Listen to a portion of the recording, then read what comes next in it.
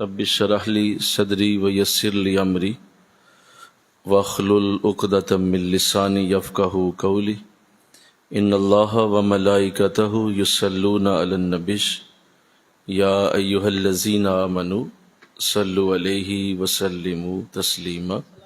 مل کے پڑھیے، الصلاۃ والسلام علیک یا رسول اللہ وعلی آلک واصحابک یا سیدی یا حبیب اللہ، الصلاۃ والسلام علیک یا رحمۃ للعالمین وعلی آلک واصحابک یا سیدی یا خاتم النبیین۔ نہایت ہی معزز و محترم حاضرین و سامعین، الحمدللہ آج سے ہماری تفسیر القرآن کی یہ مبارک نشست جو سورہ نور کی خوبصورت آیات کی ترتیب کے ساتھ پڑھنے اور سمجھنے کی سعادت ہے، آج سے اس کا دوبارہ آغاز ہوتا ہے، اور اللہ کا شکر ہے کہ اس نے ہمیں پھر قرآن کی طرف اور قرآن کے پیغام کی طرف موڑ دیا۔ ربیع الاول کی خوبصورت بہاریں گزر گئیں اور اعلیٰ مہینہ اللہ کی رحمتوں سے کرم سے بھرا ہوا ہم سے جدا ہو چکا ہے، اور جیسا کہ پچھلے جمعہ میں آخری جو ربیع الاول کا جمعہ تھا اس میں یہ پیغام بھی دیا گیا کہ اصل میں حضور کا آنے کا جو مقصد ہے وہ قرآن سمجھنا اور پڑھانا ہے۔ آپ کو یقیناً یاد نہیں ہوگا کیونکہ ہماری عوام جمعے کو بھی ایک رسم سے پڑھتی ہے، تو اللہ کرے آپ کو یاد رہے کہ جمعہ میں کیا سنا تھا، کیا گفتگو ہوئی تھی۔ تو پچھلے جمعہ میں یہ سعادت لی گئی کہ قرآن سے ہم نے یہ سمجھا کہ اللہ کے رسول کے آنے کا اصل مقصد قرآن کو پڑھنا اور پڑھانا ہے، اور حضور اسی مقصد کے لیے تشریف لائے تھے، اور آپ کا دنیا کے اندر وجود اور اللہ نے آپ کا جو یہاں بھیجنا لکھا اس کے پیچھے ایک ہی وجہ تھی کہ آپ سے بہتر قرآن کو کوئی پڑھا نہیں سکتا تھا، اور اللہ کا یہ علم دنیا کو دینا آپ کے سوا کسی اور کے لیے ممکن ہی نہیں تھا، اس لیے حضور تشریف لائے۔ تو جس مقصد کے لیے حضور آئے، آپ اس مقصد کو اگر اپنا مقصد بناتے ہیں تو اللہ آپ کے ساتھ بھی ویسا ہی پیار کرے گا جس طرح حضور کے ساتھ محبت فرمائی۔ تو اس لیے یہ سعادت جو ربیع الاول میں روک دی گئی تھی اور حضور کی سیرت اور آپ کی شانوں کا درس 4 جمعوں میں ہوتا رہا، تو آج الحمدللہ اس کی ترتیب دوبارہ سے شروع کی جاتی ہے۔ آیت نمبر 35 تک پڑھا جا چکا تھا، آج انشاءاللہ آیت نمبر 36 سے اس کی گفتگو شروع ہوگی۔ بسم اللہ الرحمن الرحیم۔ فی بیوت اذن اللہ ان ترفع ویذکر فیہا اسمہ یسبح لہ فیہا بالغدو والآصال رجال لا تلہیہم تجارۃ ولا بیع عن ذکر اللہ واقام الصلاۃ وایتاء الزکاۃ یخافون یوما تتقلب فیہ القلوب والابصار لیجزیہم اللہ احسن ما عملوا ویزیدہم من فضلہ واللہ یرزق من یشاء بغیر حساب۔ صدق اللہ العظیم۔ 3 آیات پڑھی گئی ہیں، ترجمہ سماعت کیجیے۔ اللہ فرماتا ہے فی بیوت اذن اللہ ان ترفع ویذکر اسمہ، ان گھروں میں جن کے متعلق اللہ نے حکم دیا ہے کہ انہیں بلند کر دیا جائے اور ان میں اللہ کا نام لیا جائے۔ اللہ کی تسبیح بیان کرتے ہیں ان گھروں میں صبح اور شام۔ رجال لا تلہیہم تجارت ولا بیع عن ذکر اللہ، وہ جوان مرد جنہیں ان کی تجارت اور خرید و فروخت یاد الہی سے غافل نہیں کرتی، اور نہ وہ نماز کرنے میں غافل ہیں اور نہ زکوٰۃ دینے سے غافل ہیں، اور وہ ڈرتے رہتے ہیں اس دن سے جس میں دل گھبرا جائیں گے اور آنکھیں پھٹی کی پھٹی رہ جائیں گی۔ اللہ ان کے بہترین اعمال کی انہیں جزا دے گا اور انہیں اپنے فضل سے اس سے بھی زیادہ عطا فرمائے گا، اور اللہ جسے چاہتا ہے بے حساب رزق عطا فرماتا ہے۔ مل کے کہو نا سبحان اللہ۔ ذوق بنایا کریں، قرآن کی آیات پڑھی جائیں تو اس کا جواب دینا چاہیے، جواب دینا ضروری ہے۔ جب آپ سے بات کر رہا ہو تو آپ اگر سے خاموش رہیں تو وہ کہے گا کہ یار یا تو اسے سمجھ نہیں آئی یا پھر یہ مجھے کچھ سمجھتا نہیں، مجھے اس نے کوئی اہمیت نہیں دی ہے، میں نے اسے بات کی ہے، اس نے آگے سے جواب ہی کو نہیں دیا۔ تو جواب دینا چاہیے، جب بھی آپ قرآن سنیں تو جواب دیا کریں، اور جب کوئی نعت خواہ نعت پڑھے تو بھی جواب دیا کریں کہ بڑی اچھا آپ نے شعر کہا، بڑی اچھی آپ نے بات کہی، سبحان اللہ کہہ کہ اس کا جواب دیا جائے۔ تو یہ 3 آیات پڑھی ہیں۔ پہلی آیت میں اللہ فرما رہا ہے وہ گھر جس میں اللہ کا ذکر کیا جاتا ہے، اللہ حکم دے رہا ہے کہ اسے بلند کیا جائے، اسے اونچا کیا جائے، اور یہ ان گھروں سے مراد لی گئی ہے جہاں اللہ کا ذکر ہوتا ہے، جہاں اللہ کی یاد ہوتی ہے۔ ایک تو اس سے مراد مسجدیں ہیں کہ اللہ حکم فرما رہا ہے کہ اس کی مسجدوں کو اونچا بناؤ، کیونکہ جہاں اللہ کا نام لیا جائے ان گھروں کو بلند کرنے کا اللہ حکم دے رہا ہے کہ اس کے مینار اونچے کرو، اس کی دیواریں اونچی کرو، دور سے نظر آئے کہ مسجد ہے۔ مل کے کہو سبحان اللہ، دور سے نظر آئے، پتہ چلے مسجد، بلند کیا جائے جہاں اللہ کا نام لیا جا رہا ہے۔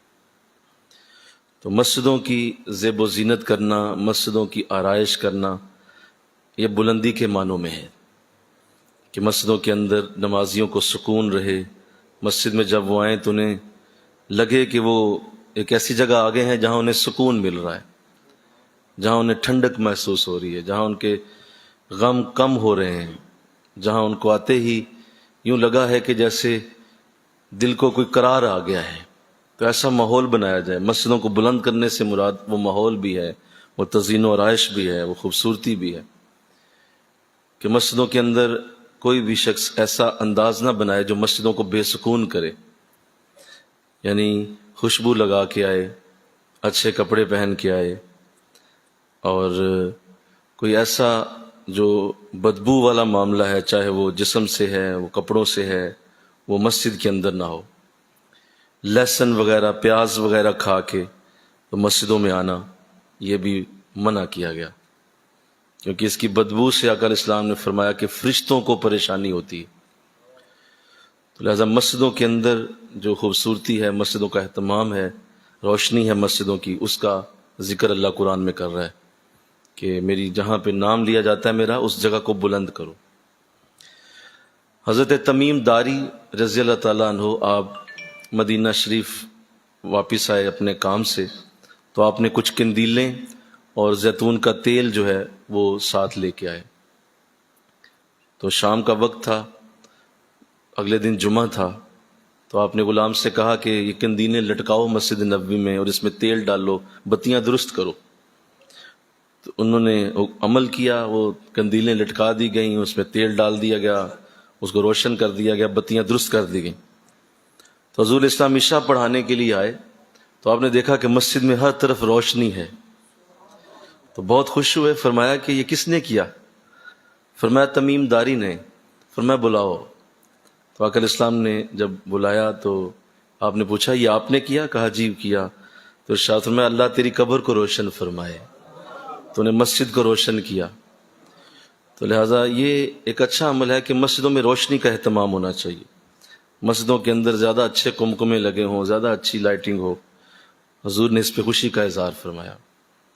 اللہ کے گھروں کو خوبصورت بنانا، خوبصورت کرنا، اللہ کے گھروں کی خدمت کرنا، یہ سارا اس کے اندر آئے گا جو قرآن کہہ رہا ہے۔ اس سے یہ بھی میں احساس ہوا کہ جو لوگ اللہ کے گھروں کی خدمت کرتے ہیں ان کے لیے بھی یہی پیغام ہے کہ اللہ ان کے گھروں کو بلند فرمائے گا، اللہ ان کو بھی اسی طرح کا انداز دے گا کہ جو اللہ کے گھر کی خدمت کرتا ہے۔ آقا اسلام نے فرمایا جس نے اللہ کا گھر بنایا اللہ اس کے لیے جنت میں ایک محل تعمیر فرماتا ہے، اور جس نے اللہ کے گھر کی تعمیر میں حصہ لیا چاہے ایک اینٹ کے ساتھ ہی کیوں نہ لیا، اللہ اسے بھی جنت میں گھر عطا فرمائے گا۔ تو لہٰذا اللہ کے گھروں کی خدمت ایک بہت بڑی سعادت، اور مسجدوں کی خدمت کے لیے مال پیش کرنا، مسجدوں کی خدمت کے لیے اپنے جو ہے وہ صلاحیتوں کو پیش کرنا، وقت دینا مسجدوں میں، یہ بڑی پسندیدہ بات ہے۔ دوسرا اس کا معنی اور بھی ہے، وہ یہ ہے کہ اللہ یہ فرشتوں کو حکم دے رہا ہے کہ جو وہ گھر جہاں میرا ذکر ہوتا ہے، وہ گھر، ایک تو مسجد مراد ہے وہ میں نے عرض کر دیا، دوسرا وہ گھر جہاں اللہ کا ذکر ہو، جہاں مجلس درس قرآن ہو، جہاں لوگ بیٹھ کے نعتیں سنیں، جہاں لوگ بیٹھ کے قرآن کا درس سنیں، اور جہاں علماء جا کے گفتگو کریں، اور وہاں لوگ بیٹھ کے اللہ اللہ کریں۔ کوئی گھر ہے، ڈرائنگ روم ہے، ٹی وی لان ہے، اور لوگوں نے اس گھر کے اندر مجلس کی ہے، تو اس سے مراد وہ گھر بھی ہے جہاں اللہ کا ذکر ہوتا ہے۔ تو قرآن کہہ رہا ہے کہ اللہ فرشتوں کو حکم دیتا ہے کہ ان گھروں کو عام گھروں سے بلند کر دو۔ مل کے کہو نا سبحان اللہ، یہ عام گھر نہیں رہنا چاہیے، اب اس کی عزت کو بڑھا دو، کیونکہ یہاں میرا ذکر ہوا ہے، یہاں میری یاد ہوئی ہے، یہاں میرے نام کو بولا گیا ہے، میرے نام کی مالا جپی گئی ہے، اس گھر کو عام گھروں جیسا نہ رکھو۔ فرشتوں کو حکم دیا جا رہا ہے کہ اس گھر کو بلند کر دو۔ تو لہٰذا اپنے گھروں کے اندر آج ہم کس قدر محروم ہیں اس حوالے سے کہ ہمارے گھروں میں ہر کام ہوتا ہے، ہر کام ہمارے گھروں میں، کھانے پکتے ہیں، دعوتیں ہوتی ہیں، ہمارے گھروں میں منگنیاں ہوتی ہیں، ہمارے گھروں میں شادیوں کی رسمیں ہوتی ہیں، ولیمے ہوتے ہیں، اور پارٹیاں ہوتی ہیں، لوگ آ کے کھانے کھاتے ہیں، رشتہ دار آ گئے ہیں، فلاں آ گیا، سارے بیٹھے رہتے ہیں، پورا سال ہمارے گھر مصروف رہتے ہیں۔ ایک نہیں ہوتا تو درس قرآن ہی ہمارے گھر میں نہیں ہوتا، بس یہ نہیں ہوتا گھر میں، کیا باقی ہر شے پورا سال ہوگی، رج رج کے ہوگی، سوئیں گے، جاگیں گے، اٹھیں گے، بیٹھیں گے، مال خرچ ہوگا، پیسے لگیں گے، سارا کچھ ہوگا، پینٹ ہوں گے، بہترین جو ہے وہ اعلیٰ قسم کی ٹائلیں لگائی جائیں گی، واش روم بہتر بناؤ، خوبصورت گھر بناؤ، صوفے رکھو، ہر کام ہوگا۔ نہیں ہوگا تو اللہ کا ذکر اور درس قرآن ہی کبھی نہیں ہونا۔ یہ ہماری وہ بدبختی، بد نصیبی ہے جس پہ جتنا بھی تکلیف اور پریشانی کم، جتنا بھی دکھ کیا جائے، اتنا بڑا یہ فارمولہ ہے زندگی کی تکلیفوں سے نکلنے کا کہ اس سے بڑا کوئی راز نہیں ہے کہ آپ اپنے آپ کو اگر چھڑوانا چاہتے ہیں زمانے کی تکلیفوں سے، آپ اپنے گھر کو، اپنے اٹھنے بیٹھنے کی جگہ کو اللہ کے ذکر کا مرکز بنا دیں۔ کتنا کو آپ کو پلاننگ کرنی پڑتی ہے، کتنی کو آپ کو سوچنا پڑتا ہے، آخر کیا ہے ایسا جو آپ اس میں بہت ہی کوئی بڑی کوئی راکٹ سائنس بنائیں گے تو درس قرآن ہونا ہے؟ آخر اس میں اتنی بڑی رکاوٹ کون سی ہے؟ کیا رکاوٹ ہے اس کے اندر کہ آپ اس کو نہیں کرتے؟ کیا مال کی کمی ہے؟ نہیں، اللہ تو ایک پانی کے گلاس پہ راضی ہو جاتا ہے، کوئی بات نہیں، آپ لوگوں کو بلائیں، اسے کہ بھائی میں تو روح افزا کہہ کے گلاس پلانا ہے، تو آنا ہے تو آ جاؤ۔ لوگ آئیں گے جنہوں نے آنا ہوگا کہ ہر کوئی روٹی کھان تھوڑی آنا ہے، اللہ کا ذکر کرنے آنا ہے تیرے گھر، کوئی بات نہیں، پانی کا گلاس ٹھیک ہے۔ لہٰذا مال کا بھی کوئی مسئلہ نہیں، مال کی کوئی پرابلم نہیں۔ دوسرا، جگہ کم ہے، جگہ کم کی کیا مراد؟ حضور اسلام جب مسجد نبوی تعمیر فرمائی تو آپ کی مسجد کے ہال کے اندر صرف 5 صفیں تھیں، 5 صفوں سے مسجد نبوی شروع ہوئی ہے۔ تو حضور کہتے چھوٹی جگہ ہے، انہیں میں کیوں مسجد؟ ایسا نہیں ہوتا، یہ تو دل کے اندر جگہ ہوتی ہے۔ گھر چھوٹے بڑے سارے بولو نہیں ہوتے، دلوں کے اندر چھوٹا بڑا ہوتا ہے انسان، ہم دلوں کے چھوٹے لوگ ہیں۔ میرے گھر جگہ کوئی نہیں، بیٹھانے کی جگہ کوئی نہیں، تو میں بندے کہاں سے بلاؤں گا؟ چھت پہ بٹھا لو بھائی، چھت بھی کوئی نہیں، اچھا چلو کوئی بات نہیں، کسی جگہ 2-4 لوگ ہی بیٹھ جاؤ، تو یہ بھی کوئی بہانہ نہیں ہوا. اچھا تیسرا بہانہ کیا ہے؟ وقت کوئی نہیں. اچھا وقت تیرے پاس لوڈو کھیلنے کے لیے ہے، فیس بک پہ لیے وقت ہے، تیرے پاس دنیا جہان کی تفریح کرنے کا وقت ہے، ٹی وی دیکھنے کا، کیبل دیکھنے کا وقت ہے، وقت کوئی نہیں میرے پاس. اس کا مطلب یہ ہوا کہ آپ خود اپنے گھر کے بہت بڑے دشمن ہیں. آپ چاہتے ہی نہیں میرے گھر کے اندر رحمتیں اللہ کی اتریں، کیونکہ آپ اگر اتارنا چاہتے تو اللہ کے رسول نے فرمایا جس گھر میں اللہ کا ذکر ہوتا ہے وہ آسمان والوں کے لیے ایسے چمک اٹھتا ہے جس طرح زمین والوں کے لیے سورج چمکتا ہے. اتنی چمک اس گھر سے اٹھتی. اعتبار ہی کوئی نہیں حضور کی حدیث پہ. کہتے ہیں اللہ معاف کرے جھوٹ ہی ہونا ہے. آسمان والوں کے لیے وہ ایسے چمکتا ہے جیسے زمین والوں کے لیے سورج چمکتا. کبھی نہیں سوچا، کبھی دھیان ہی نہیں دیا. میرے حضرت اللہ ساری رحمتیں اللہ ہمارے شیخ پہ نازل فرمائے، آپ سے ہم نے یہ چیز سیکھی کہ اپنے گھروں کو، اپنی اٹھنے بیٹھنے کی جگہوں کو ذکر کا مرکز جو بنا لے، اس کے لیے نیکیاں کرنا مکھن سے بال نکالنے سے بھی زیادہ آسان کر دیا جاتا ہے، کیونکہ وہ گھروں کے اندر وہ ماحول دیکھتا ہے جو اس نے نماز روزے کا گھر کے اندر دیکھا. تو نہیں کرتے لوگ، کوئی بھی نہیں کرتے. ہم مولویوں نو بلائیے، روٹیاں کھوائیے، اپنی کھان جوگی نہیں ہے گی، لوگوں نے کتوں دئیے. ایسی سوچ رکھ کے بیٹھے رہتے، ساری زندگی غربت میں مر جاتے، 2 وقت کی روٹی پوری نہیں ہوتی، ایڑیاں رگڑ رگڑ کے مرتے رہتے ہیں، اور چھوٹا سا اہتمام کر کے اپنے نبی کی نعت نہیں پڑھا سکتے. حضور کی محبت کا چھوٹا سا ذکر کرنا بھی گوارا نہیں. اور زمانے کے شکوے سنو، ان سے سنو ذرا، ان کے شکوے سنو اور ان کی باتیں سنو کہ پاکستان کتنا برا ملک ہے. آپ نے آج تک خود اپنے گھر میں، قرآن کہہ رہا ہے میں فرشتوں کو حکم دیتا ہوں جاؤ جا کے ان کے گھروں کو بلند کر دو. میرے فرشتے میرے حکم کی تعمیل کرتے ہیں کہ جاؤ فرشتوں اس گھر کو بلند کرو. اب بلند وہ کس میں کرے گا؟ اللہ دیکھو نا، سنو، جب اللہ بلند کرے گا کیا مطلب نیے اٹھا دے گا اس گھر کی؟ نہیں، اللہ اس کی عزت کو بلند کر دے گا، اس کا رزق بلند کر دے گا، صحت بلند کر دے گا، برکت بلند کر دے گا، وہاں سکون بلند ہو جائے گا. اللہ کیا نیے اٹھائے گا گھر کی؟ بولو نا بھائی، اور بولو نا. نیے وہیں رہیں گی، دیواریں بھی وہیں رہیں گی، اللہ اس میں رہنے والوں کو بلند کر دے گا. بیٹا بڑا بن جائے گا، بیٹی بڑے کام کرے گی، وہاں والد کی عزت بڑھا دی جائے گی، ماں کی عزت بڑی ہو جائے گی. گھروں کو بلند کیا جائے. بھائی گھروں کو کیا مطلب؟ کیا وہاں چھت کو 10 فٹ اونچی کر دے گا؟ تو گھروں کی بلندی ان چیزوں سے ہوتی. عام گھروں سے وہ گھر لوگ کہیں یار یہاں اس گھر کی کیا عزت ہے یار، مل کے کہو نا سبحان اللہ، اس گھر میں رہنے والے بڑے اچھے لوگ. تو اس گھر کی عزت کو، جہاں اللہ کا ذکر ہو، انشاءاللہ کہو اپنے گھروں کو اس سے محروم نہ رکھو یارو. اس ترتیب کو سمجھو، اپنے گھروں کو محروم. پلاننگ کرو، ہفتہ وار، ماہانہ، 6 ماہ بعد اپنے کمائی میں سے ایک حصہ علیحدہ کر لو، اس کو اپنے اوپر فرض کر لو کہ یہ میری کمائی نہیں ہے، یہ اللہ کے درس قرآن پہ خرچ ہوگی، یہ حضور کے میلاد پہ خرچ ہوگی، یہ نعت خوانوں کی خدمت پہ خرچ ہوگی، یا کسی عالم دین کا کھانا میں پکا کے ان کو کھلاؤں گا.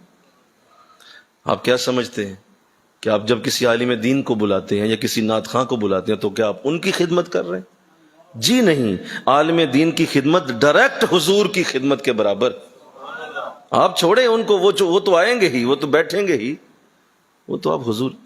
اس کا مطلب نہ حضور سے پیار نہ اللہ سے پیار. اور جناب کو دنیا کی ہر شے چاہیے، ہر برکت چاہیے، اور چھوٹا سا عمل کہ اپنے گھر کے اندر یہ عظیم کام کرنا، وہ نہیں کرنا. اور اس کے لیے بہانے دیکھ لو ان کے. تو اللہ توفیق دے دے. انشاءاللہ کہو نا ذرا، انشاءاللہ کہو اللہ توفیق دے دے. اور اپنے گھروں کو بناؤ، سجاؤ، اپنے گھروں کو اللہ کے ذکر سے محروم نہ کرو. حضور اسلام نے فرمایا جس گھر میں اللہ کا ذکر نہیں ہوتا وہ قبرستان کی طرح، وہاں مردے رہتے ہیں، اور قبرستان میں ویرانی ہوتی ہے، وہاں آبادی نہیں ہوتی. ویسے گھر میں جاؤ گے وہاں کیا سکون رہے گا؟ بتاؤ. بچے گھروں میں آنا وہ سارا دن گلیوں میں پھرنا پسند کرتے ہیں، گھر بیٹھنا انہیں سکون ہی سکون ہی کون نہیں گھر کے اندر. ورنہ بچے کی کیا مجال ہے، آپ کے بیٹے بیٹی کی کیا مجال ہے کہ باہر جائیں؟ وہ اندر اس لیے نہیں آ پاتے کہ گھر میں سکون ہی کون. تو اس کا طریقہ اللہ کا ذکر انشاءاللہ. تو اللہ آپ کو توفیق دے. قرآن سے میں نے آپ کے سامنے رکھا کہ ان گھروں کو بلند کر دیا جاتا ہے. اللہ حکم دیتا ہے بلند کرو ان گھروں کو جہاں میرا ذکر ہو، حضور کی یاد ہو، حضور کی محبت کی بات ہو، عقائد و جہاں کا عشق ہو، نعت خانوں کی آوازیں گونجیں. پھر اس گھر کی دیواروں کی اندر اللہ برکت پیدا کرتا ہے. یہ جو آوازیں ہوتی قرآن کی تلاوت کی، حضور اسلام نے فرمایا جہاں قرآن پڑھا جائے وہاں شیطان نہیں رہ سکتا. یہ ہو ہی نہیں سکتا بھئی. جہاں قرآن پڑھا گیا ہے، جہاں نیکوں کی گفتگو ہو گئی ہے، وہاں شیطان کا کیا کام؟ تو پہلا آج آپ کی بارگاہ میں میرا یہ ہاتھ باندھ کے عرض ہے کہ اس پہ عمل کریں. صرف یہ سنیں نہیں مجھ سے، بولیے اس پہ عمل کریں. قرآن کو عمل کے ساتھ ہم نے پڑھنا ہے کہ اس پہ عمل کیا جائے. قرآن کہہ رہا ہے، سن کے سبحان اللہ کہہ کے چلے گئے اور اس کی پلاننگ کوئی نہیں کی تو فائدہ کیا ہو گئی؟ ایسا تو نہ کریں، اس پہ عمل کریں. اپنے گھر کو جب سے قبلہ عالم نے ان چیزوں کو سمجھایا، 8 10 مجلسیں میں اپنے گھر میں کرتا ہوں. جب ٹائم میں موقع ملنے کی دیر ہے گھر کے اندر درس شروع. کیوں؟ پتہ ہے جس دن ہو گیا وہ دن عید کی طرح گزرے گا. وہ دن عید کی طرح ہے جس دن میرے گھر میں درس قرآن ہے، نیکی ہے. کمال. اللہ مال بھی دے دیتا ہے، لوگ بھی آ جاتے ہیں، برکت بھی آ جاتی ہے، سب کچھ ہوتا ہے. اور اس کا پھر کتنا اثر ہوتا ہے، کہاں تک اس کا اثر جاتا ہے. اللہ، یہ جو گھروں کی چھوٹی چھوٹی مجلسیں ہیں اس کا بڑا اثر ہوتا ہے. تو اللہ توفیق دے. آگے ارشاد فرمایا کہ وہ لوگ جو صبح و شام اللہ کی تسبیح بیان کرتے ہیں اور وہ مرد ہیں جنہیں دنیا کی تجارت اور خرید و فروخت یاد الہی سے غافل نہیں کرتا. سبحان اللہ. اللہ نے مرد کہا اسے. کیا کہا بولیے؟ آئے. ہم تو مرد اسے سمجھتے ہیں جو کوئی 60 کلو کٹھا ہی چک لے پتھر، یا کوئی بہت بڑا کوئی جو ہے وہ کوئی کارنامہ کوئی سر انجام دے، دودھ کی نہر نکال. کہتے وہ مرد ہوتا ہے. مرد اللہ کے ہاں وہ نہیں ہے جس کی طاقت زیادہ ہے. مرد اللہ اسے کہہ رہے رجال لا تلہیہم تجارت ولا بیع عن ذکر اللہ و اقام الصلاۃ. مرد اللہ کی نظر میں وہ ہے کہ جسے دنیا کی تجارت اور خرید و فروخت اللہ کے ذکر سے غافل نہیں کرتی، اور وہ نماز قائم کرنے سے غافل نہیں ہوتا. دنیا داری کرتا ہے، تجارت کرتا ہے، خرید و فروخت کرتا ہے. دنیا داری اس کو بھی کرنی آتی ہے، بڑا سمجھدار ہے. لیکن جب اللہ کا ذکر کا وقت آئے، جب نماز کی اوقات آ جائیں، تو اللہ فرما رہا ہے کہ وہ کبھی بھی غافل نہیں ہوتا. وہ فوراً نماز کے لیے حاضر ہوگا اور وہ فوراً اللہ کے ذکر کے لیے پہنچ جائے. لہذا دنیا کے اندر اتنا گم ہو جانا، دنیا کے اندر اتنا زیادہ اپنے آپ کو لگا بیٹھنا کہ آپ اللہ کے ذکر سے اور خاص طور پہ نماز کے قائم کرنے سے غافل ہو جائیں، یہ سخت ترین عذاب ہے. یہ بھی عذاب کی ایک قسم. عذاب صرف جو ہے وہ آگ لگ جانا یا سروں پہ کوئی پتھروں کا گرنا ہی نہیں ہے. عذاب یہ بھی ہے کہ آپ اللہ کے ذکر کو نہ کر پائیں. اب یہاں میں توجہ چاہوں گا، یہاں اللہ نے اللہ کے ذکر کو، نماز کو علیحدہ کیا ہے. سنیے، اقام الصلاۃ کہا اور اسے کہا، پہلے کہا ان ذکر اللہ، اللہ کے ذکر سے اور نماز کے قائم کرنے سے وہ غافل نہیں ہوتے. اس کا مطلب یہ، بعض یہ سمجھتے ہیں جی ہم نمازی لوگ ہیں، ہم ذاکر بھی ہیں. نہیں سمجھے بات. ہم تو نماز روزہ کرنے والے ہیں، ذکر اسی کرنا ہی پہ. تو ذکر یہ نہیں ہے. ذکر وہ علیحدہ ہے جو اللہ کا ذکر ہے، اس کو الگ کرنا ہوتا ہے، وہ علیحدہ طریقہ ہے اس کا. اللہ اللہ کرنا ہے اور اس کا علیحدہ طریقہ ہے. میں قرآن پڑھ رہا ہوں، ان ذکر اللہ و اقام الصلاۃ. وہ اللہ کے ذکر سے اور اللہ کی نماز کو قائم کرنے سے غافل نہیں ہوتا. تو بات سمجھ آئیے؟ کوئی بولو کہ نماز علیحدہ ہے، اللہ کا ذکر بولو، سارے بولو علیحدہ ہے. وہ الگ طریقے سے دیکھا جائے گا، اس کو الگ سوچنا پڑے گا کہ اب یہ کون سا ذکر ہے. میں نے سبحانک اللہم پڑھی تو ہے، سورہ فاتحہ پڑھی تو ہے، میں نے سبحان ربی الاعلیٰ بھی کہا ہے، میں نے اتحیات بھی پڑھ لی ہے، میں نے سارا کچھ کر لیا ہے. تو مولا یہ کون سا ذکر ہے؟ تو آؤ تمہیں بتائیں کہ اللہ اللہ کیے جانے سے اللہ نہ ملے. اللہ والے ہیں جو اللہ سے ملا دیتے. اللہ اکبر یا رسول اللہ تو یہ کسی اللہ والے سے پوچھنا پڑے گا کہ یہ اللہ کا ذکر کیا ہے، یہ تمہیں وہ بتائیں گے، تمہیں سمجھنا ہے۔ قرآن کہہ رہا ہے کہ اللہ کے ذکر سے وہ غافل نہیں ہوتے، تو پوچھنا ہوگا کب کون سا ذکر ہے حضرت صاحب آپ بتائیں، تو اپنے شیخ سے پوچھنا ہوگا، اپنے مرشد سے پوچھنا ہوگا، وہ بتائیں گے کہ بیٹا ذکر یہ ہوتا ہے، وہ طریقہ بھی سمجھائیں گے، وہ سارا انداز دیا جائے گا۔ تو لہٰذا اصل میں یہاں مقصد جو اس آیت کریمہ کا ہے وہ یہ ہے کہ دنیا کی محبت اتنی نہ ہو، دنیا کا پیار اتنا دل میں نہ چلا جائے کہ تمہیں اللہ کی یاد بھول جائے، یہ نہ کہیں ہو جائے۔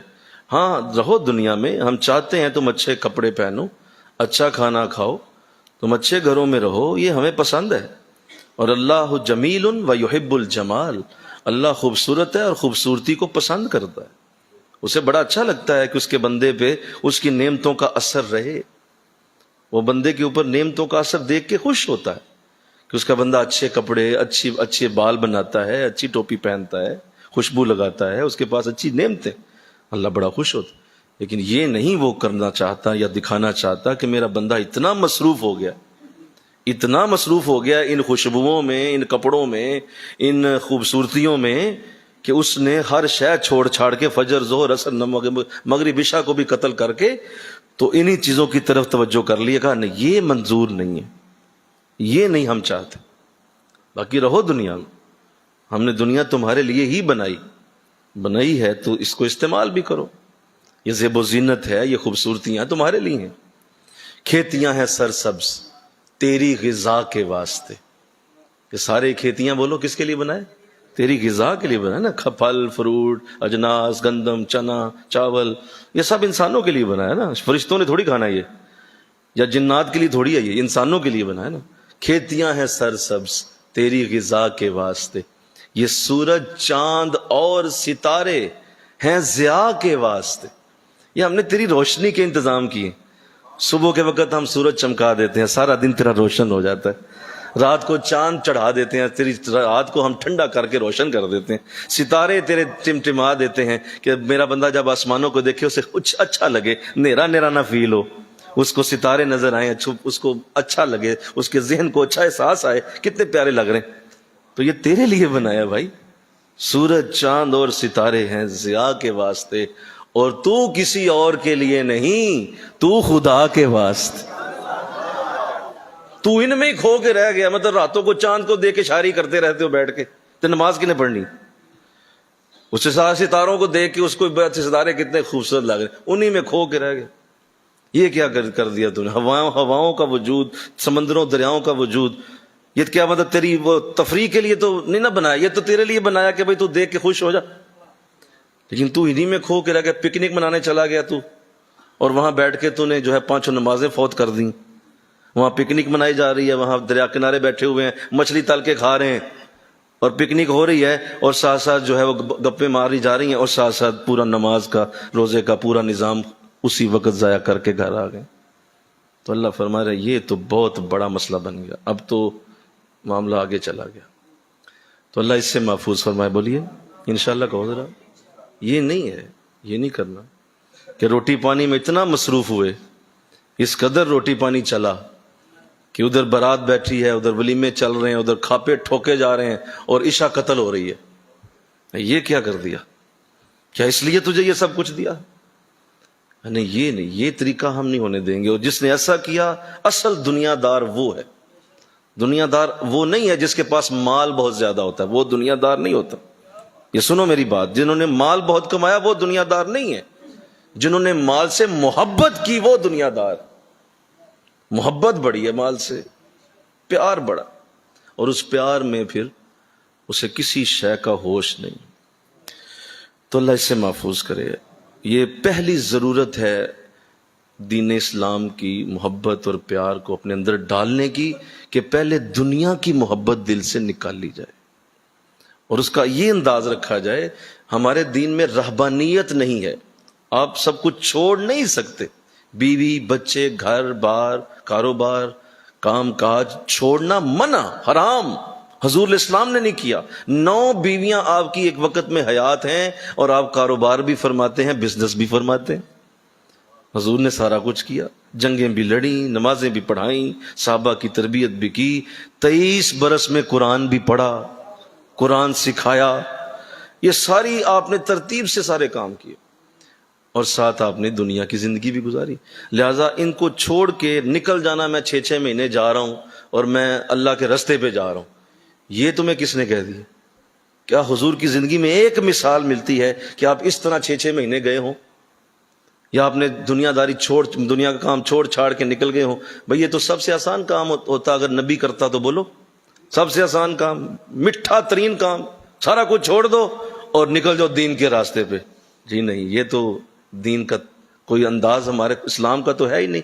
ہمارے اندر رہبانیت حرام کر دی گئی کہ تم پہاڑوں پہ جا کے نہیں رہ سکتے، تم جو ہے وہ دریاؤں کے کنارے اور بیٹھے رہو، میں جی نفل پڑھ رہا ہوں، یہ کیا؟ نہیں، تو نے رہنا بھی گھر میں ہے اور 5 نمازیں بھی پڑھنی ہیں، تو نے دکان بھی چلانی ہے اور 7 جمعے بھی پڑھنے ہیں، مل کے کہو نا سبحان اللہ۔ تم نے بچوں کو پیٹ میں روٹی بھی ڈالنی ہے اور ساتھ تہجد بھی پڑھنی ہے، تو نے قرآن بھی پڑھنا ہے اور ساتھ ساتھ تو نے اپنی بیوی کا خرچہ بھی دینا ہے، یہ سب کچھ کرنا ہے، تبھی برکت ہوگی، تبھی برکت ہوگی، ورنہ برکت کا سوال ہی پیدا نہیں ہوتا۔ اگر دونوں طرف میں سے ایک طرف نکل گئے، مثلا صرف دنیا داری، مطلب صرف ہی آپ روٹی پانی کے ہو کے رہ گئے تو بھی غلط بولو، اور اگر صرف نماز روزے کے ہو کے رہ گئے بولو، بولیے یہ بھی غلط ہو گیا۔ کیا آپ نے سارا دن نماز روزے میں گزار دیا تو کام کن نے کرنا ہے؟ دکان کن نے کھولنی ہے؟ روٹی پانی کس نے کرنا ہے؟ نہیں جی وہ میں تو نماز روزہ کر رہا ہوں، تو یہ تو غلط ہو گیا، یہ تو طریقہ نہیں ہوگا۔ حضور اسلام نے اس سے منع فرمایا۔ ایک صحابی حضور کی مجلس میں حاضر ہوئے، بلکہ 3 صحابہ بیٹھے ہوئے تھے مسجد نبوی میں۔ اب یہ حدیث غور سے سنیے، 3 صحابہ بیٹھے ہیں تو حضور اسلام قریب سے گزر رہے تھے کہ آپ نے تینوں کی گفتگو سنی۔ پہلا صحابی یہ فرما رہے تھے کہ یارو اللہ سے بڑا پیار ہو گیا، تو میں بڑا مصروف رہتا ہوں، تو میں چاہتا ہوں میں ذرا وقت نکالوں، اور میں کوشش کر رہا ہوں کہ نہ کسی کی ڈیوٹی اپنے کام پہ لگا کے تو میں سارا دن مسجد میں بیٹھا ہوں، میں ذرا ذکر دعا میں مصروف رہوں، نفل کی کثرت کروں اور سجود اور رکوع زیادہ کروں۔ دوسرے نے کہا ٹھیک ہے تمہاری بات بہت اچھی ہے، لیکن میرا ذرا معاملہ اور ہے۔ کہا کیا؟ کہا میرا معاملہ یہ ہے، میں چاہتا ہوں کہ یہ روٹی پانی جو ہے نا، یہ انسان کو زیادہ تر بس کبھی واش روم، کبھی کدھر، کبھی وضو ٹوٹا، تو میں ذرا نا ہر روز اب روزے رکھنے کی کوشش کروں گا، ہر روز روزے سے رہوں گا اور تسلی سے روزہ رکھا کروں گا، اور شام کو افطار کر لیا، ہاں ہر روز روزہ، تاکہ عبادت میں تسلی سے عبادت کر سکوں۔ تیسرے نے کہا بھائی تمہاری دونوں کی باتیں اچھی ہیں، لیکن میں نا جڑ ہی ختم کرنا چاہتا ہوں۔ کہا کیا؟ کہا میں بیوی کو طلاق دینا چاہتا ہوں۔ یہ بیوی بچے جو ہے نا، نری بندے کو نا بس ہر وقت کی کیل کے لیا یہ، تو لہٰذا میں تینوں کو ختم کر کے دونوں کو میں نے بھائی اپنا بستر بٹھانا ہے اور میں نے بستر بچھا لینا اور میں نے نماز روزہ شروع کر دینی، میں نے طلاق ہی دے دینی۔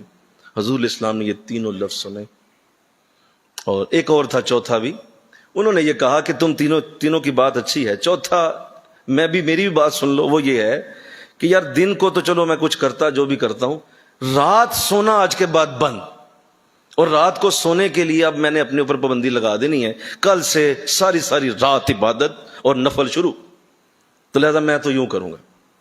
اب یہ چاروں باتیں حضور نے سنی، بولیے کون کون سی ہیں؟ بولیے۔ پہلے نے کیا کہا کہ کسی کی ڈیوٹی لگاؤں گا اور کام کاج چھوڑ کے مسجد، بولیے۔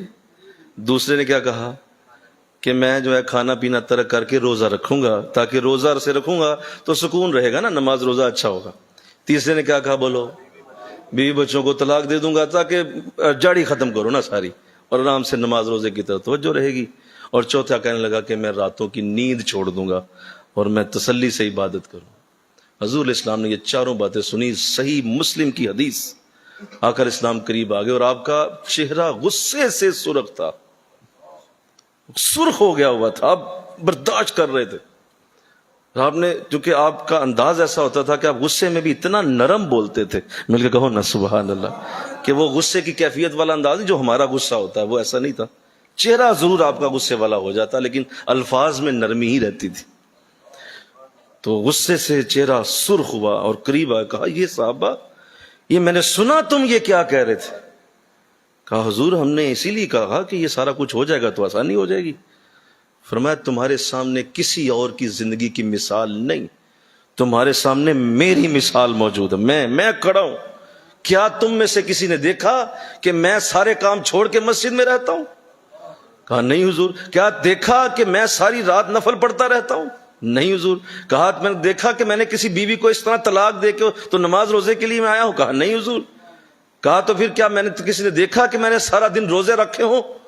کہا نہیں حضور۔ کہا جب میں نہیں کرتا تو تم کیسے کر سکتے ہو؟ یہ میں تم سب سے زیادہ اللہ کے قریب ہوں، اللہ کے قریب مجھ سے زیادہ کوئی بھی نہیں ہے۔ میں بیویوں کے ساتھ بھی بیٹھتا ہوں، کام بھی کرتا ہوں، کھاتا پیتا بھی ہوں اور رات کو سوتا بھی ہوں۔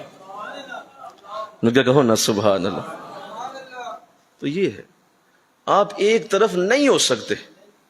جس دن آپ نے ایسا کچھ کیا اسی دن زندگی کا نظام اتھل پتھل ہو کے رہ جائے گا، تمام چیزیں الٹ پلٹ جائیں گی، آپ کی زندگی خراب ہو جائے گی، آپ نہ دین کے رہیں گے نہ دنیا کے رہیں گے، دونوں طرف سے فارغ ہو جائیں گے۔ اور اپنے اندر سے آپ سمجھ رہے ہیں کہ میں تو بہت دیندار آدمی ہوں، میں تو نیک آدمی ہوں۔ جناب آپ سمجھ رہے ہیں اللہ کے ہاں آپ کا کوئی معاملہ نہیں۔ ایک شخص جو اپنی بیوی کے لیے کماتا ہے، حضور اسلام سے صحابی نے پوچھا کہ حضور بہترین صدقہ کیا ہے؟ فرمایا اپنی بیوی کو خرچہ دینا۔ جو اس کو مال دیتے ہو نا، اس سے بہتر تمہیں کسی صدقے کی ضرورت نہیں ہے۔ وہ صدقہ اللہ اتنا قبول فرماتا ہے، اسے قبول فرما کے تیرے مال میں اضافہ فرما دیتا ہے، تیرا مال بڑھ جاتا ہے۔ بہترین صدقہ گھر کے اندر خرچہ دینا، بتاؤ تو اس کو کب کرنا ہے جی؟ کب کرنا ہے؟ تو یہ جب تک یہ پراپر اس کی ڈیویشن نہیں ہوتی۔ دیکھیے کس قدر حضور کی اس حدیث کے اندر برکت ہے کہ آپ نے ارشاد فرمایا، اور آپ گزر رہے تھے گلی سے، صحابہ ساتھ ہیں، تو گزرتے ہوئے حضور اسلام نے دیکھا کہ ایک بکری کا بچہ مرا پڑا ہے، مرا ہوا ہے، چھوٹا سا بچہ ہے اور مرا پڑا ہے۔ حضور رک گئے۔ دیکھو نصیحت دینے کا کیا انداز ہے میرے رسول کا، کہ جب نصیحت کرنے پہ آتے ہیں تو کسی بھی چیز کو نصیحت بنا لیتے ہیں۔ رک گئے، فرمایا صحابہ یہ بکری کا بچہ ہے، دیکھو کیا ہے؟ کہا حضور یہ تو مرا ہوا ہے۔ کہا اچھا چلو مرا ہوا ہے، یہ بتاؤ کہ تم میں سے کوئی ہے جو اسے خریدے گا؟ اس کو کوئی خریدنا چاہتا ہے؟ تو صحابہ نے کہا حضور نہیں، کوئی اس کو نہیں خریدے گا، یہ تو مرا پڑا ہے، اس کو کون خریدے گا؟ کوئی کیوں اپنے پیسے خرچ کرے گا، کیوں ضائع کرے گا اس کو؟ تو کہا اس کا مطلب یہ بتاؤ کہ تیری نظر میں اس بچے کی، مرے بچے کی ویلیو کوئی نہیں؟ کہا جی حضور ظاہر ہے کوئی اس کی قیمت نہیں ہے، اس کی کوئی اہمیت نہیں ہے ہماری نظر میں، مرا ہوا ہے۔ تو اگر اسلام نے ارشاد فرمایا اچھا سنو صحابہ سنو، جس طرح تمہاری نظر میں اس کی کوئی ویلیو، کوئی قیمت نہیں ہے، اللہ کی نظر میں ساری دنیا کی بھی کوئی ویلیو نہیں ہے۔ اگر اللہ کی نظر میں دنیا کی کوئی قیمت ہوتی تو اللہ کافر کو پانی کے پینے کا ایک گھونٹ بھی نہ دیتا۔ لہذا تسلی رکھو، جتنا اللہ نے دیا ہے اس پہ صبر شکر کرو، اور دنیا کی محبت دل سے نکالو، یہ دنیا کا پیار دل سے نکالو۔ اگر یہ اندر ہے تو کوئی فائدہ نہیں۔ حضرت نظام الدین رحمۃ اللہ تعالی علیہ، نظام الدین اولیاء، اللہ ساری رحمتیں آپ کی قبر انور پہ نازل فرمائے، ایک دن آپ نا بیٹھے ہوئے تھے تو آپ کے سر مبارک میں تھوڑی سی خارش ہوئی، تو خارش کی آپ نے تو غلام کو بلا لیا، کہا یار ادھر آؤ ذرا، اس کو دیکھو، یہاں میں نے 2-4 بار کیا ہے، دیکھو کیا ہے اندر، کوئی کیڑا کوئی جوں تو نہیں ہے، مطلب لگ رہا ہے جیسے کچھ ہے، ہو جاتا ہے، موسم بھی تھا، گیلا موسم تھا۔ تو اس نے کہا حضور کوئی مسئلہ نہیں، لائے میں دیکھتا ہوں۔ تو وہ دیکھنے لگا تو اچانک دروازہ کھٹکا، دروازہ کھٹکا تو جو اس وقت کا حکمران تھا وہ بھی آپ کا مرید تھا۔ تو دروازہ کھٹکا تو پوچھا گیا کون ہے، تو انہوں نے باعث سے آواز دی حضور میں ملنے آیا ہوں، بادشاہ وقت۔ تو وہ غلام جو ہے وہ بھاگا ہوا اندر آیا اور اس نے آ کے جو ہے وہ بتایا، جو اندر تھے غلام وہ تو سر دیکھ رہے تھے، اور باہر سے جو آیا اس نے کہا حضور وہ تو باہر جو ہے وہ بادشاہ وقت ملنے آئے۔ تو وہ جو یہ غلام تھا نا یہ بھی جلدی سے کہنے لگا حضور جلدی کریں۔ تو آپ نے نہ فرمایا کیا ہو گیا بھائی، ہوا کیا ہے؟ تو کہا حضور بادشاہ ملنے آیا آپ کو۔ کہا خو بادشاہ ملے، مجھے لگا شاید تو نے جوں پکڑ لی، نہیں سمجھے بات۔ کہا حضور جوں؟ وہ بادشاہ باہر کھڑا، اور کہا چھوڑ بادشاہ، بادشاہ آتے ہی رہتے ہیں ہمارے پاس، مجھے یہ خوشی ہوتی تو جوں پکڑ لیتا۔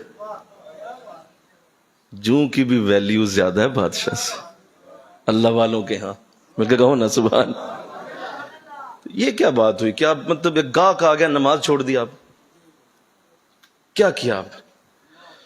مطلب آپ کے گھر میں چھوٹا سا ایک چھوٹی سی رسم ہو رہی ہے، کوئی بیٹھے ہوئے ہیں لوگ، مہمان آئے ہوئے ہیں، اور چھوڑو جی نماز کیا کرنی؟ یہ کیا رویہ ہے؟ اتنا پیار دنیا سے، اتنی دنیا سے محبت کیوں ہے؟ آخر اس نے کیا دے جانا ہے آپ کو؟ اس نے جو باہر کھڑا ہے وہ بادشاہ وقت ہے، اور یہ جو نکلوا رہے ہیں، اور انہوں نے کہا کہ وہ اس کو کھڑا رہنے دو، تو اپنا کام کر، تیرا کام زیادہ ضروری ہے۔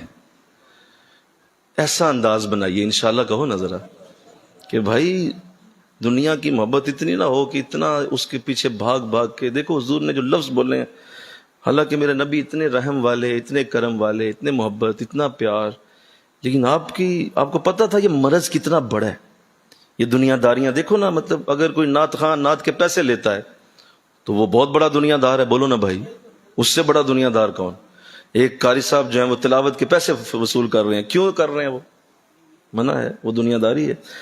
تو اگر ایسا انداز بنا لیا تو پھر تو کام بڑا آگے۔ اس لیے حضور کو پتا تھا یہ بہت بڑا مرض ہے، جو دنیا داری اندر گھس جائے تو یہ نماز کو بھی دنیا داری بنا دیتی، یہ روزوں کو بھی دنیا داری بنا دے گی، یہ حج کو بھی بولو دنیا داری بنا دے گی۔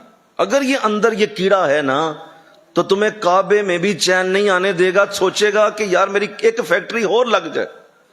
آپ کعبہ سے بھی فیکٹری ہی لگوانے جائیں گے، وہاں کچھ نہیں اور کرنے جائیں گے آپ، کیوں؟ اندر دنیا داری ہے۔ حضور کو پتا تھا یہ کتنا بڑا مسئلہ ہے، لہذا آپ نے جو لفظ بولے ہیں وہ اتنے سخت ہیں۔ فرمایا اللہ اکبر، طالب الدنیا جیفا، دنیا ایک مردہ جانور کی طرح ہے، وطالبها کلاب، اور اس کے پیچھے بھاگنے والا کتا ہے۔ حالانکہ حضور کے اپنے امتی ہیں، آپ کی اپنی امت ہے یہ، لیکن حضور کس کے ساتھ جوڑ رہے ہیں بولو؟ جانور، کتے کے ساتھ۔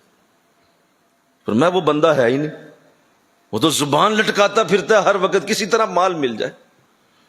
تو ایسا انداز نہ ہو انشاءاللہ، بولو ذرا، اللہ ایسے انداز سے محفوظ کر لے، یہ تو ایسا معاملہ نہ بنے۔ دنیا کی محبت کو اتنا آگے نہ لے جائیں کہ وہ محبت اللہ رسول سے آگے چلی جائے، اور وہ آگے سے آگے نکلتی ہوئی کہاں سے۔ اب تو حال تو یہ ہو گیا، میں کیا عرض کروں کہ اب بزرگوں کے پاس بیٹھتے رہتے ہیں، کئی سال ہو گئے بزرگوں کی خدمتوں میں، ہم نے دیکھا مریدوں کو بھی، اور وہ آتے ہیں اور آ کے وہ اپنے شیخ سے بھی وہی مانگتے ہیں جو اللہ نے کافر کو بغیر کلمہ پڑھے دی ہوئی ہے۔ نہیں سمجھے؟ کافر کو بغیر کلمہ پڑھے دنیا اللہ نے دے دی ہوئی ہے، اپنے مرشد سے بھی دنیا ہی مانگ رہے ہوتے ہیں۔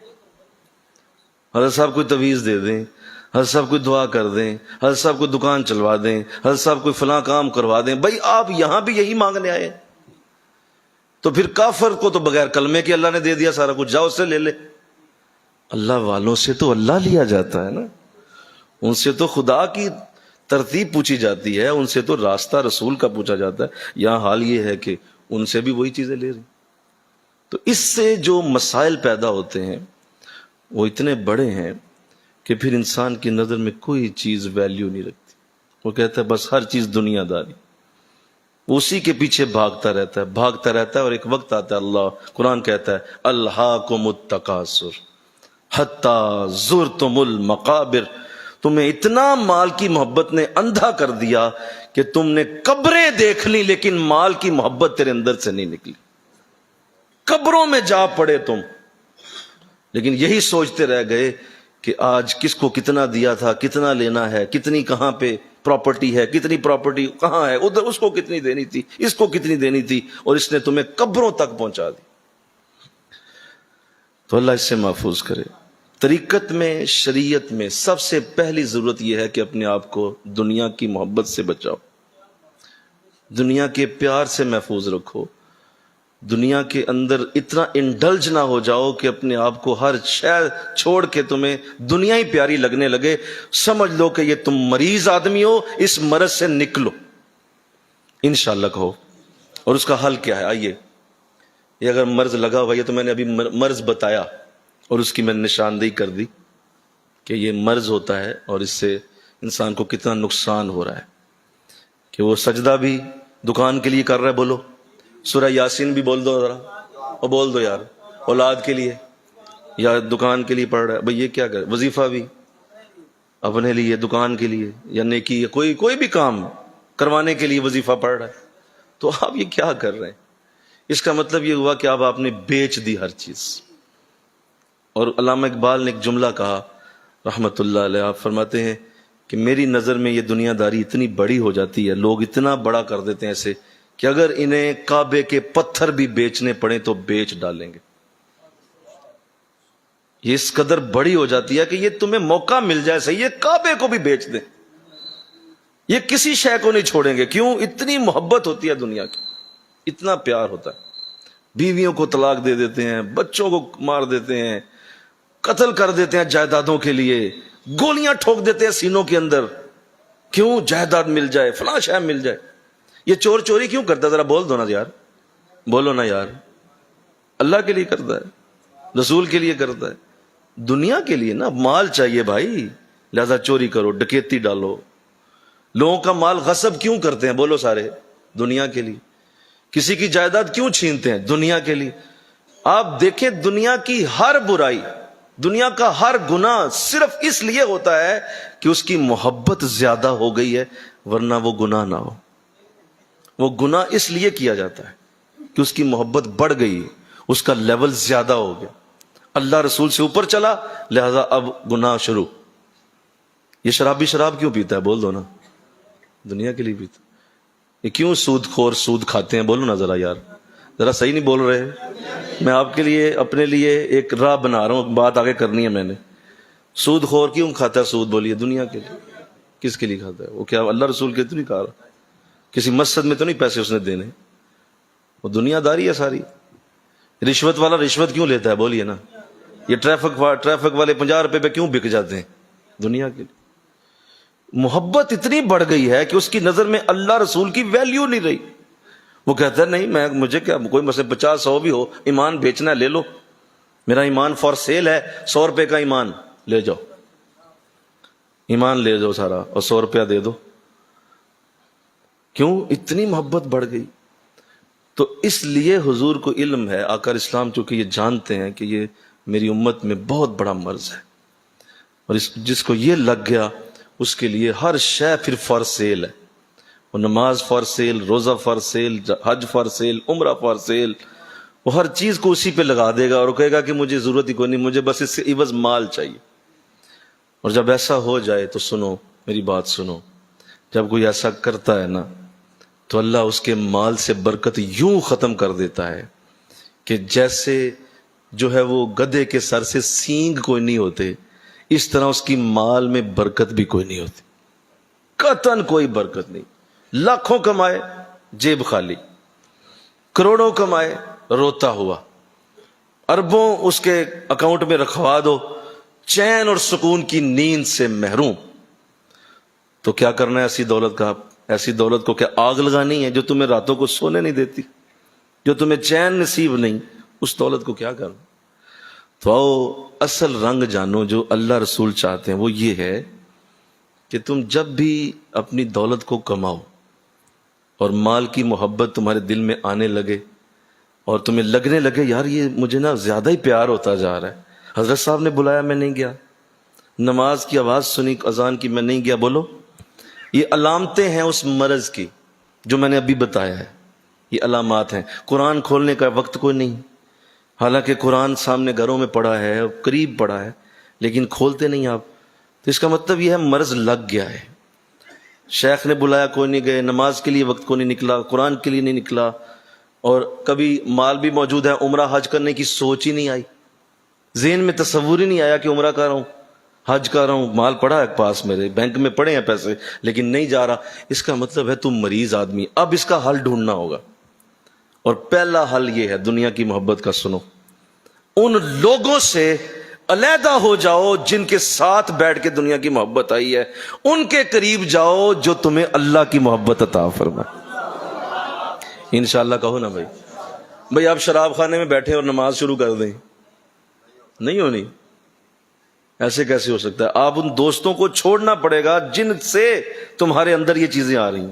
اس ماحول سے نکلو، ان لوگوں سے قطع کلامی شروع کر دو، قطع کنارہ کر لو کہ یہ وہ لوگ ہیں جو میرے اندر دنیا کا پیار ڈال رہے ہیں. انہیں چھوڑنا ہوگا. اور اگر آپ چاہتے ہیں کہ وہ بھی رہیں اور ساتھ خدا بھی رہے تو یہ نہ ہوا ہے نہ ہوگا، یہ کبھی نہیں ہوتا. آپ اپنے ماحول کو بدلے بغیر نیک نہیں ہو سکتے. ماحول بدل دیں، ان لوگوں کو چھوڑ دیں، ان کی بجائے ان کا انتخاب کریں جو تمہیں رب اور رسول کی طرف رہنمائی کرے، جو تیرے دل میں بار بار اللہ کا نام ڈالے، رسول کا نام ڈالے. اور اٹھ کے ان کے پاس جا کے بیٹھنا شروع کر دو. ایک وقت آئے گا کہ ان کا رنگ اتر جائے گا اور اللہ والوں کا چڑھنا شروع ہو جائے گا. لیکن یہ وقت لگے گا، اتنی جلدی نہیں ہونا. یہ حضور کی ذات کریمہ تھی نا جو ایک نظر میں کمال کر دیتی تھی. حضور کرتے تھے کمال کہ ایک نظر ڈالتے تھے بندہ پار ہو جاتا تھا. لیکن اب نہیں ہے بھائی، حضور 1400 سال ہو گئے ہیں، اب ذرا وقت لگے گا. بیٹھو، آؤ، وقت دو، آہستہ آہستہ دنیا کی محبت نکل جائے گی. یہ گندا کیڑا اندر سے نکل جائے گا. یہ پہلا حل ہے. دوسرا حل یہ ہے کہ وہ جو مال تمہیں مل رہا ہے، جس سے تمہاری بڑی زبردست محبت پیدا ہو گئی، اور قرآن نے نا اس کو کہا، قرآن کہتا ہے اس کو کہ ویل لکل ہمزۃ لمزہ الذی جمع مالا وعددہ. ایک تو جمع کرتا ہے مال اور ہر وقت گنتا رہتا ہے، اسے ہر وقت گنتا ہے، چیک کرتا رہتا ہے آج اکاؤنٹ میں کتنے پیسے آ گئے، آج کتنے آ گئے. گلہ کھولتا ہے، اس میں سے گنتا ہے 1000 کے کتنے، یہ گنتا ہے. تو اللہ نے عددہ کا لفظ لگایا، وعددہ، گنتا بڑا ہے. یہ کلا لینبذن حتی، یہ ایسا، اس کو پتا نہیں ہے کہ ہم نے اس کو بڑی بھڑکتی ہوئی آگ کے اندر ڈال دینا ہے. استغفر اللہ، ہم بھڑکتی ہوئی آگ کے اندر ڈال دیں گے ایسے مال کو، اور جو ہر وقت گنتا رہتا ہے. اتنی محبت مال سے. اگر ایسا ہو گیا ہے تو اب دوسرا حل یہ ہے، ہر صورت اس مال کو اللہ کے راستے پہ خرچ کرنا شروع کر دو. نکالو اسے. اور جس دن تمہیں یہ محسوس ہو گیا کہ میرے مال سے محبت بڑی ہے، اسی دن تمہیں چاہیے اٹھو، ڈھونڈو مسجد، مدرسہ، کوئی یتیم، کوئی بیوہ، کوئی بچے کی فیس نہیں دی گئی، کوئی بچہ غریب ہے، ڈھونڈو اسے، جا کے اس کو جا کے بھائی یہ میرا مال، اس کو دو. اور پھر دیکھو اس کی برکت. کیونکہ جب وہ تمہارے ہاتھ سے نکل جائے گا نا تو ساتھ ہی یہ کمال جادو ہے، اس مال کی محبت بھی دل سے نکل جائے گی، وہ پیار بھی دل سے بولو نکل جائے. اللہ نکال دے گا کہ بھئی یہ تم مال دے رہا ہے نا. یہ دوسرا حل ہوتا ہے. اور اس میں لوگ یقین کریں، اس حد تک لوگ اس حد تک چلے گئے کہ لوگوں نے اللہ کے راستے پہ مال خرچ کرنے کو ایک ایکسٹرا کام سمجھا ہوا ہے. یعنی یہ کیا سمجھا بولیے؟ ایکسٹرا کام ہے. کدی دل کیتا تے کر لیا، ورنہ چھوڑو. یہ کون سا کوئی کام ہے؟ آپ کو پتا یہ کتنا بڑا کام ہے کہ اللہ کے راستے میں مال دینا، اللہ کے راستے میں خرچ کرنا، مال نکالنا. یہ کتنا بڑا معاملہ ہے، اور اس کی کتنی بڑی تلقین ہے، اور کتنا بڑا اللہ نے قرآن میں اس کا حکم اتارا ہوا ہے. من یقرض اللہ قرضا حسنا، تم میں سے کوئی ہے جو اللہ کو قرضہ دے؟ ہائے ہائے، مل کے کہو نا سبحان. تم میں ہے کوئی، تم میں سے ہے جتنے بیٹھے ہو، ہے اللہ کو قرضہ دے؟ اللہ تجھے قرضے کی ضرورت؟ ہاں نہیں نہیں، اصل میں اس لیے کہہ رہا ہوں کہ تیرے اندر پیار اتنا ہے کہ تو نہ ایسا کر، تو ویسے تو نہیں دیتا، تو قرضہ سمجھ کے ہی مجھے دے دے. یہ ہم انسانوں پہ کہنا نہیں چاہیے، تھپڑ ہے ہمارے منہ پہ کہ تم انسان اتنے اس کے پل پجاری ہو کہ تمہیں لگتا ہے کہ ضائع ہو جائے گا. اچھا یار قرضہ دے دے. جس طرح دنیا میں کسی کو قرضہ دیتے ہو تو تمہیں ذہن میں ہوتا ہے واپس لینا ہی لینا دے بولوں، تو مجھے بھی یہی سمجھ کے دے دو یار. استغفر اللہ. سوچو ذرا کہ کتنی بڑی یہ بات ہے، اور کتنا بڑا یہ سینسٹیو معاملہ ہے کہ اللہ کو قرضے کا لفظ قرآن میں اتارنا پڑا کہ یار اور کچھ نہیں تو قرضہ دے دو. بنا نہیں دینا تو مجھے پتا ہے تیرے دل میں ہے ہی نہیں، یہ محبت ہی کوئی نہیں ہے. تو اس کو نا لوگ ایکسٹرا سمجھتے ہیں اور کہتے ہیں یہ تو ایکسٹرا کام ہے، اور ہم تو غریب بڑے ہیں، ہمارے پاس تو شے کوئی نہیں دینے کے لیے، لہذا اللہ کو ہماری ضرورت کیا ہے؟ اللہ خود مسیطہ چلائے اپنی، خود اپنے نظام چلائے، ہمیں کیا ضرورت ہے دینے؟ نہیں، ایسا نہیں ہے، ایسا نہیں ہے. اللہ بندوں سے ہی چلاتا ہے. مل کے کہو نا سبحان اللہ. یہ بندے ہی ہیں جو اس کا نظام چلا رہے ہیں نا, بندوں سے ہی نظام چل رہا ہے, اللہ بندوں سے ہی چلوا رہا ہے, تو بندے دیتے ہیں. ایک تو یہ لفظ اتارا کردن حسنن کہ یہ کتنا بڑا معاملہ ہے, اور دوسرا دیکھیے قرآن میں جب مال کی محبت کو نکالنے کے لیے خرچ کرنے کی طرف اللہ نے تلقین کی ہے تو سنیے کتنے پیارے لفظ ہیں وہ. اللہ تمہیں توفیق دے دے, اللہ تمہیں توفیق دے دے. امیر ہونا چاہتے ہو نا, توفیق دے دے اللہ تمہیں. زندگی کی ایسی ایسی لذتیں اللہ دے دے گا, حد ہو جائے گی. دیا کرو. وہ دیکھو کتنے لفظ پیارے اللہ نے اتارے کہ جب صحابہ کرام کو ایسا دیکھا گیا کہ اللہ کے رسول نے تلقین فرمائی, لیکن ظاہر ہے اتنا آسان نہیں ہوتا اس محبت کو نکالنا. تو صحابہ بھی ظاہر انسان تھے, بولیے نا, بولیے کون تھے؟ انسان تھے نا, تو یہ چیزیں ان میں بھی تھیں. تو اللہ نے قرآن میں اتارا, فرمایا نبی ایسا کیجئے کہ آپ خذ من اموالہم صدقہ, لفظ ہے خذ من اموالہم صدقہ, ان کے مالوں میں خود جا کے ہاتھوں سے پکڑ کے باہر نکالیے پیسہ, خود پکڑیے, جیب میں ہاتھ ڈالیے ان کے. نہیں دے رہے, میں تمہیں نبی حکم دے رہا ہوں, جاؤ ان کی جیبوں میں ہاتھ ڈال دو. خود پکڑے جا کے. نہیں دے رہے, جیبوں میں ہاتھ ڈال دینا. یہ حال ہے. محبت بڑی ہوتی ہے. تو اس طرح کا انداز, یعنی اللہ کو یہ اتنا پسند ہے کہ اگر کسی سے ایسے بھی کرنا پڑ گیا نا تو بولیے جائز ہے کہ اے پھڑو یار, اس کسی طریقے سے اس کی محبت کام کراؤ, اور اس کے نا جیب سے مال نکال کے تو پکڑ. لڑے گا آگے سے کہا نہیں دینا, میں اللہ کے راستے خرچ کرنا ہے, مل کے کہوں نا سبحان اللہ, میں مسیطے ڈبانا ہے, دیکھ کٹ ذرا. تو پہلے تو نہیں دے گا نا, لڑے گا, پھر جب آپ پیار سے کہیں گے تو ہو سکتا ہے مان جائے, اور اگلی بار آپ سے ہو سکتا ہے ملنا ہی چھوڑ دے کہ یار تو میری جیبوں ہی کاٹ لیندہ ہے. تو حضور کو حکم دیا گیا کہ ان کی جیبوں سے مال نکالیے. یہ نکالتے نہیں ہیں خود. اگر یہ عام نہ ہوتا, اتنا سخت حکم نہ آتا. بولو, اللہ کہتا موج کرن دیو, میری مسجداں چل دیا نے پیا, میرا نظام چلتا پیا, موج کریں نہ دیں. کہا نہیں نکالیے مال.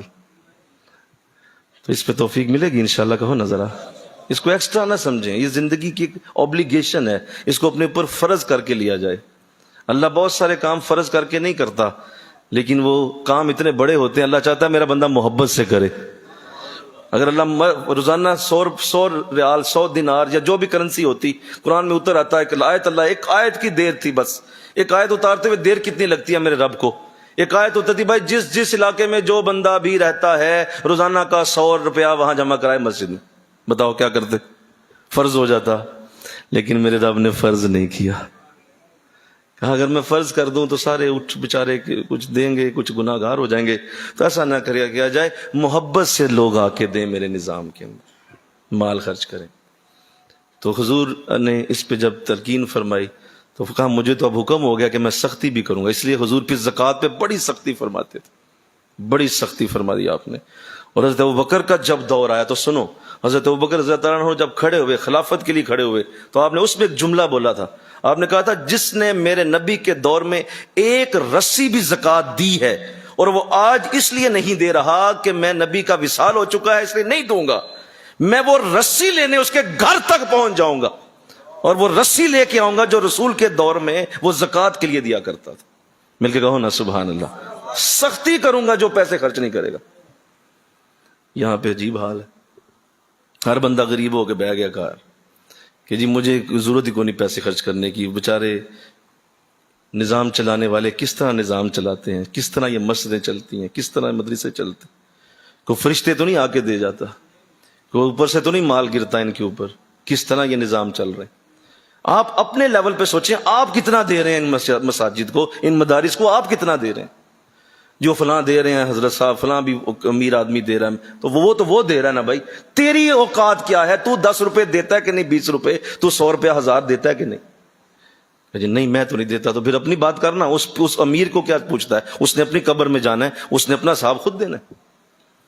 ہم نے اپنے لیول پہ سوچنا ہے. انشاءاللہ کہو نا, انشاءاللہ کہو. اس سے مال کی محبت, دنیا کی محبت نکل جائے, آسانی ہو جائے گی تمہاری زندگی میں.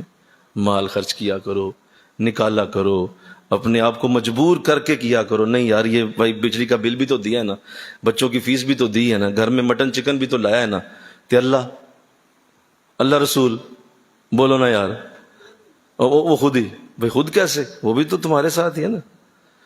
اوہو، میں جو یہ بات کبھی نہیں بھولی کہ جو مال خرچ کرنے کے والے سے آقا علیہ السلام نے اس عورت کو جو حضور کے قریب آئی اور اس نے آ کے حضور کو بالوں کا گچھا دیا، بالوں کا گچھا۔ غزوہ تبوک کا حضور نے جب اعلان کیا تو چونکہ ابھی نئے نئے مدینہ آئے تھے، پاس کچھ بھی نہیں تھا، تو وہ عورت آ کے بالوں کا گچھا دیتی ہے۔ حضور نے پوچھا، اماں یہ بالوں کا گچھا میں کیا کروں گا، اس کو میں کیا کروں؟ تو آپ نے فرمایا، اس عورت نے کہا، حضور کسی مجاہد کے گھوڑے کو باندھنے کے کام ہی آ جائے، اس کے گھوڑے کو ہی باندھ لیجئے گا، کسی جگہ کام آ جائے، میرے بالوں کا گچھا لے۔ حضور روئے، فرمایا اتنا جذبہ خرچ کرنے کا کہ بالوں کا گچھا دے رہی ہے؟ فرمایا اس ایک ایک بال کے صدقے ایک ایک جنت کا وعدہ میں تجھ سے کر دوں۔ نکالا کریں۔ میں اپنے ساتھیوں کو نوٹ کرتا رہتا ہوں، بہت نوٹ کرتا ہوں، اور میں پوچھتا رہتا ہوں، میرے پاس وہ رجسٹر جب آتا ہے ماہانہ، ہم سیکرٹلی پوچھتے ہیں کس نے کتنے اس مہینے دیے ہیں پیسے، پوچھتا رہتا ہوں۔ جو میرے ساتھ بڑا پیار کرتے ہیں، بڑا محبت کرتے ہیں، بڑی محبت کرتے ہیں، بڑا کچھ کرتے ہیں لوگ میرے ساتھ محبت میں، لیکن جب میں وہاں نام نہیں نہ دیکھتا تو خدا کی قسم میں سچ کہتا ہوں، مجھے صاف نظر آ جاتا ہے بہت ہی بڑا فراڈیا آدمی ہے یہ، بہت ہی بڑا فراڈی ہے کہ وہاں نام کوئی نہیں، اللہ رسول کے اس رجسٹر میں جہاں 200 روپے بھی لکھا ہو تو اللہ اس کے لیے صدقے بھی جنت عطا فرمائے، لیکن وہاں نہیں ہے نام۔ اور ویسے محبت میں تو دیکھو تو کہ حضرت صاحب جان بھی حاضر، ہم قربان، ہم آپ کے پیچھے پیچھے، آپ ہمارے آگے آگے، آپ جہاں جائیں گے ہم ساتھ جائیں گے، کریں گے، وہ بھی کریں گے، یہ بھی کریں گے۔ جب مال کی باری آتی ہے تو نظر ہی کوئی نہیں آتا۔ بہت ہی بڑا فراڈی آدمی ہے، اللہ سے فراڈ کر رہا ہے۔ اور ایسا شخص دیکھتا ہوں، سنو، جو کبھی کبھی ملتا ہے، نہ کبھی اس نے اس طرح کو محبت کا اظہار کیا ہے، نہ کبھی وہ کبھی خاص کوئی زیادہ اس طرح کوئی ملاقات ہے، لیکن اس رجسٹر میں لکھا ہوا ہے 1000 روپیہ اللہ کے لیے، میرا بال بال اس کے لیے دعا کر دیتا ہے۔ مگر مولا اصل تو محبت والا یہ آدمی، کیونکہ پیسے خرچ کرنا دنیا دا مشکل ترین کام، وہ نہیں کوئی خرچ۔ تو اب میں نے یہ بھی پوچھا، میں نے کہا یار یہ بتاؤ، یہ کسی اور مسجد میں دیتا ہے، کسی اور مدرسے میں دیتا ہے، کسی اور جامعہ میں دیتا ہے؟ ہاں جی، سوال ہی پیدا نہیں ہوتا، پوچھا سارا، وہ کسی جگہ نہیں دیتا۔ میں کہا چلو ہو سکتا ہے ادھر نہیں دیتا تو کسی اور اللہ کے راستے میں خرچ کرتا ہو۔ کہا جی وہ بھی کوئی نہیں۔ تو یہ کیا ہے، یہ کیوں ہے؟ اس پہ ذرا استغفر اللہ تو کہہ دو یار، اللہ اس سے تو محفوظ رکھے۔ یہ کیوں، کس سے آپ فراڈ لگا رہے ہیں؟ نماز آپ 5 وقت کی پڑھیں، قرآن آپ مسلسل پڑھیں، درود شریف آپ پڑھیں، جہاں پیسہ دینا ہو وہاں پہ آپ نظر ہی نہ آئے۔ یہ کیا بات ہوئی؟ یہ تو نہ ہوا۔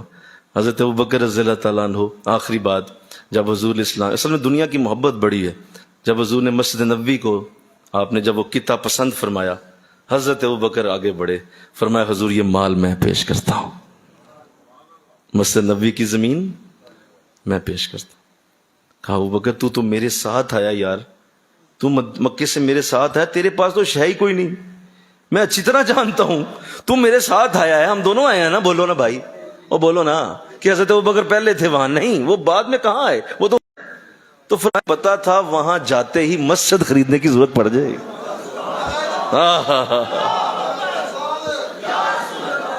حضرت ابوبکر کی اس محبت پہ قربان۔